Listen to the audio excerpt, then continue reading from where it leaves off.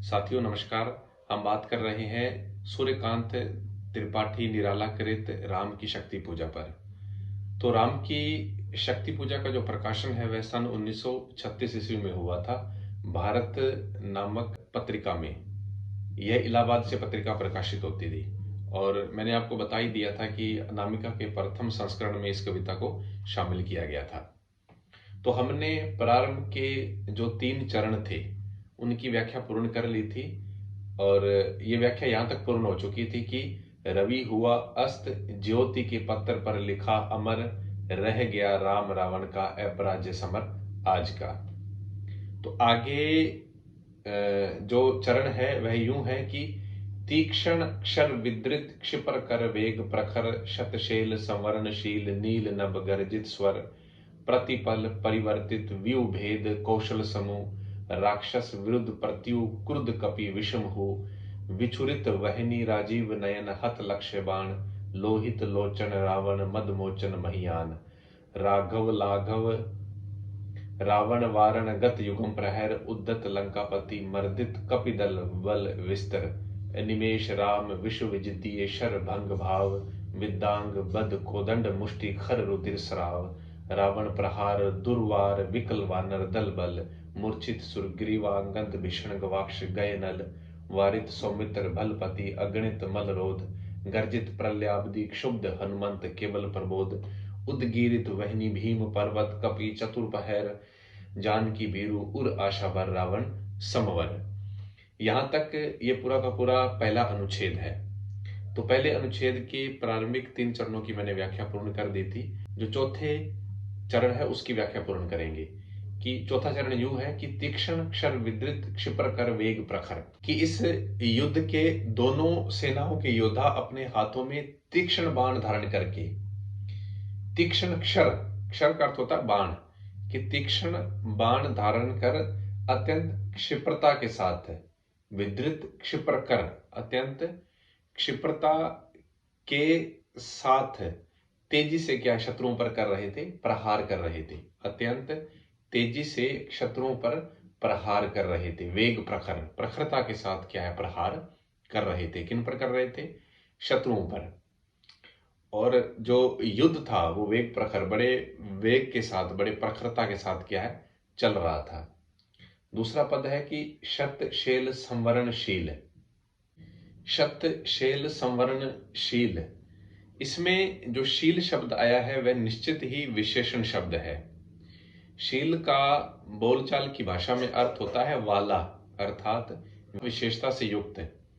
शतशैल संवरणशील यानी एक साथ 100 शैलों से क्या है, प्रहार करते थे।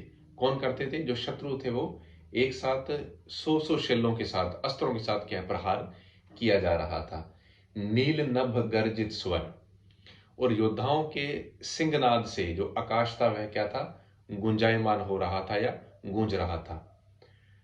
प्रतिपल परिवर्तित व्यू भेद कौशल समूह, और प्रतिपल जो युद्ध की जो गति थी वह इतनी तीव्र थी कि सेना के सेनापति प्रतिक्षण नए व्यूह का क्या है, निर्माण कर रहे थे। व्यू भेद, प्रतिपल क्या है, व्यू परिवर्तित कर दिया जाता था या नए व्यू का निर्माण कर लिया जाता था। भेद कौशल समूह, और प्रतिपक्ष के जो महारथी थे वह उतने ही कुशलता के साथ, उतने ही कौशल के साथ उन व्यूहों को क्या कर देते थे, ध्वस्त कर देते थे या नष्ट कर देते थे।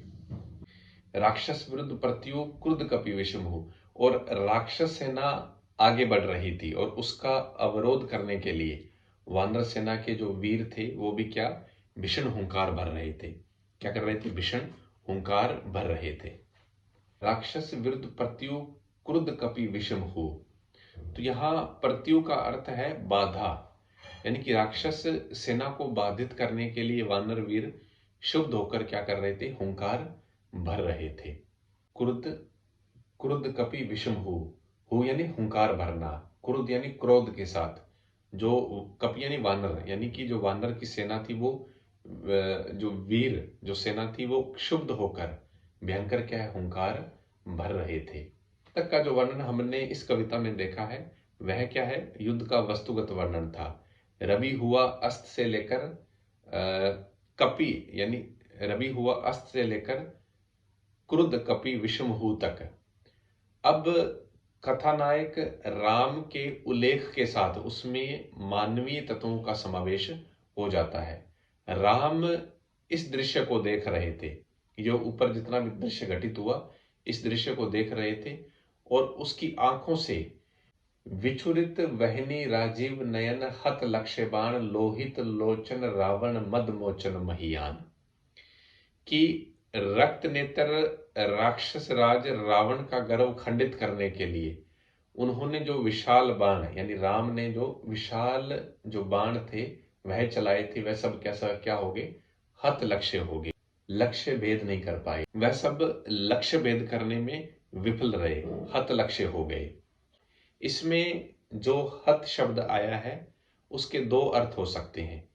एक तो इसका सामान्य अर्थ है छोड़े हुए, और दूसरा अर्थ हत लक्ष्य का है लक्ष्य भेद करने में विफल है। इस घटना से स्वभावतः राम अत्यंत क्रुद्ध हुए और उनकी आंखों से क्या है, विचुरित वहनी राजीव नयन, कि उनके कमल नेत्रों से आग की चिंगारियां निकल रही थी। राजीव नयन यानी उनके कमल नेत्रों से आग की चिंगारियां निकल रही थी। इस कविता में जो राजीव नयन विशेषण है वह दो बार प्रयुक्त हुआ है। राम के लिए प्रयुक्त हुआ है कविता के प्रारंभ में और उसके अंत में, और रावण के लिए जो विशेषण प्रयुक्त किया गया है वह प्रयुक्त किया गया लोहित लोचन, यानी कि जिनकी जो नेत्र है वह क्या है, रक्त के समान लाल है। यह विशेषण रावण के लिए प्रयुक्त किया गया है। तो आगे है कि राघव लाघव रावण वारण गत युगम प्रहर, कि राम जो चंद्र है जितने कौशल और त्वरा से, जितने कुशलता के साथ, जितनी त्वरा से रावण पर प्रहार करते थे, रावण उतने ही वेग से उन्हें क्या कर देता था, विफल कर देता था। और इस घात प्रतिघात में गत युगम प्रहर, गत युगम प्रहर, कि इस घात प्रतिघात में दो प्रहर बीत जाते हैं, अर्थात युद्ध करते करते मध्याह्न हो जाता है। भारतीय काल गणना की अगर बात करें तो इसमें दिन और रात में चार चार प्रहर होते हैं। एक प्रहर 3 घंटों के बराबर होता है। पहले प्रहर का आरंभ सूर्योदय से और दूसरे का अंत मध्याह्न में हो जाता है। उद्धत लंकापति मर्दित कपिदल बल विस्तर, कि राम के प्रहार जहां विफल हो रहे थे वहां विजय के गर्व से उद्धित जो रावण था वह रावण के आक्रमण से विशाल जो वानर वाहिनी थी वो पूरी की पूरी क्या है, आक्रांत हो जाती है। उनका जो दल है कपिदल, यानी कि वानर की सेना है वह क्या है, आक्रांत हो जाती है। एनिमेश राम विश्व जिद्दिये शरभंग भाव, कि अपने विश्व विजयी बाणों के इस प्रकार भंग होने से राम सर्वथा क्या है, हतप्रभ हो गए, यानी कि वह अपलक नेत्रों से, एनिमेश यानी अपलक नेत्रों से, निर्निमेश बिना पलकों को झुकाए हुए क्या कर रहे थे, आश्चर्यचकित होकर यह दृश्य देख रहे थे। भंग भाव यानी अर्थात नष्ट होना। विदांग बद्ध कोदंड मुष्टि खर रुधिर श्राव, उनके सभी अंग रावण के बाणों से भिंद गए थे और उनसे क्या है, खून की तेज एक जो धार थी वो बह रही थी। फिर भी उन्होंने क्या कर रखा था, फिर भी उन्होंने कोदंड मुष्टि यानी कि जो धनुष था, जो कोदंड था, मुट्ठी में क्या है, पकड़ रखा था। रावण प्रहार दुर्वार विकल वानर दल बल, रावण का जो प्रत्येक प्रहार है वह अमोघ सिद्ध हो रहा था, जिससे वानर सेना है वह एकदम से व्याकुल हो उठी थी, यानी कि वानर सेना में त्राही त्राही मची हुई। मूर्छित सुग्रीवागंध भीषण गवाक्ष गए नल वारित सौमित्र भलपति अगणित मलरोध, राम की सेना के जो बड़े बड़े महारथी थे, सुग्रीव अंगद विभीषण नल आदि क्या मूर्छित होकर गिर पड़े थे। वो मूर्छित होकर क्या हो जाते हैं, गिर पड़ते हैं।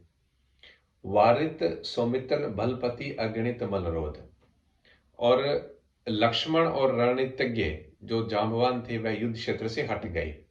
अगणित मलरोध और जो असंख्य वीर थे वो एक साथ मिलकर रावण का क्या है अवरोध करने का प्रयास कर रहे थे। गर्जित प्रलयाब्दि क्षुब्ध हनुमंत केवल प्रबोध।